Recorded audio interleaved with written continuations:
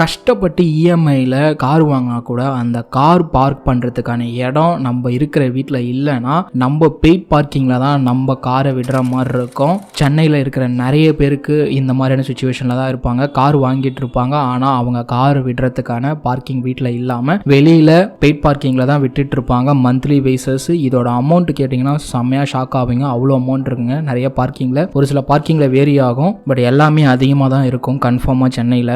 இப்போ இது என்ன காருன்னு பார்த்தீங்கன்னா டாடா டியாகோ. செகண்ட் சர்வீஸ்க்கு வந்து கார் எடுத்துகிட்டு போகிறேன். ஆல்ரெடி ஃபர்ஸ்ட் சர்வீஸ் போயிட்டு வந்திருந்தது. அது எவ்வளோன்னு பார்த்தீங்கன்னா ஆல்மோஸ்ட் ஒரு 2500 கிலோமீட்டர்ஸ் ஓடிந்தது 3 monthsக்குள்ளேயே. நிறைய பேருக்கு டாடா பிராண்டில் இருக்க முதல் டவுட் என்னன்னு பார்த்தீங்கன்னா சர்வீஸ் கரெக்டாக பண்ணுவாங்களான்னு. எனக்கும் அதே டவுட் தான் இருந்தது. ஏன்னா ஃபர்ஸ்ட் சர்வீஸில் அந்த அளவுக்கு நான் சாட்டிஸ்ஃபைடே ஆகலை. ஆனால் அமௌண்ட் பார்த்தீங்கன்னா ஃப்ரீ சர்வீஸ்னு சொல்லி தான் கார் டெலிவரி எடுக்கும்போது சொன்னாங்க. ஆனால் ஃபர்ஸ்ட் சர்வீஸில் எனக்கு 5000 கிட்ட வந்து பில் பண்ணாங்க. இப்போ செகண்ட் சர்வீஸ் விடலான்னு தான் போயிருக்கேன். இந்த செகண்ட் சர்வீஸில் எனக்கு என்னென்ன மேஜர் இஷ்யூ இருக்குன்னு பார்த்தீங்கன்னா பெருசாக எந்த விஷயம் இல்லை. கார் வெளியில் பார்க் பண்ணி வச்சிருந்ததுக்கு வந்து ஸ்க்ராச்சஸ் அதிகமாக விழுந்துருச்சு. ஐ மீன் நான் பெய்ட் பார்க்கிங்கில் சொல்லலை, வீட்டுக்கு பக்கத்தில் வெளியில் ஸ்ட்ரீட்டில் நிற்க வச்சிருந்ததுனால யார் இப்படி பண்ணானே தெரியல. ஏகப்பட்ட ஸ்க்ராச்சஸ் காரை சுற்றி பண்ணிட்டாங்க. இந்த ஸ்க்ராச்சஸும் இந்த செகண்ட் சர்வீஸில் நான் சரி பண்ணிடலானோ. அது மட்டும் இல்லாமல் செம்ம டஸ்ட்டாக இருக்குது. ஸோ அந்த டஸ்ட்டையும் இந்த செகண்ட் சர்வீஸில் க்ளீன் பண்ணிடலானோ. ஆயுத பூஜைக்கு நாங்கள் வந்து அவுட் பாடி வாஷ் க்ளீனாக பண்ணிட்டோம், பட் இன்டீரியர் எதுவுமே க்ளீன் பண்ணலை. ஏன்னா எப்படி இருந்தாலும் செகண்ட் சர்வீஸ் எடுத்துகிட்டு போகிறோம், அவங்க க்ளீன் பண்ணி கொடுத்துருவாங்கன்னு சொல்லி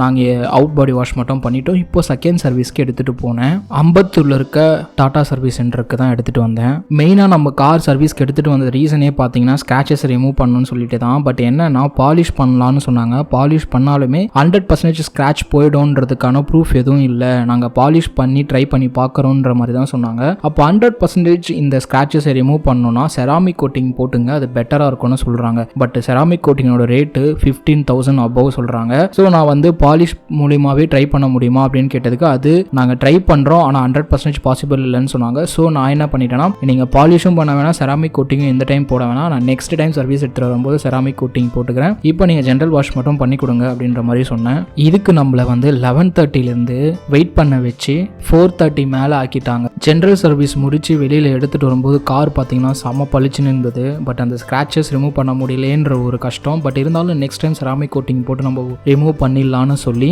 நினச்சிட்டு உள்ள இன்டீரியர்லாம் பார்த்தேன். இன்டீரியர்லாம் பக்காவாக க்ளீன் பண்ணியிருந்தாங்க. அப்புறம் மற்றது எல்லாமே செக் பண்ணேன், எந்த அளவுக்கு க்ளீனாக இருக்குன்னு பக்காவாக இருந்தது. ஸோ கார் எடுத்துகிட்டு வீட்டுக்கு வந்துட்டேன். நெக்ஸ்ட் டைம் தேர்ட் சர்வீஸில் செராமிக் கோட்டிங் போடலான்னு இருக்கேன். செராமிக் கோட்டிங் காருக்கு போடலாமா வேணாமா? அது 15,000 above சொல்கிறாங்க. அந்த அளவுக்கு அது ஒர்த்தா? நீங்கள் யாருன்னா செராமிக் கோட்டிங் போட்டு உங்கள் கார் எந்த அளவுக்கு இருக்குன்றத கமெண்டில் சொல்லுங்கள்.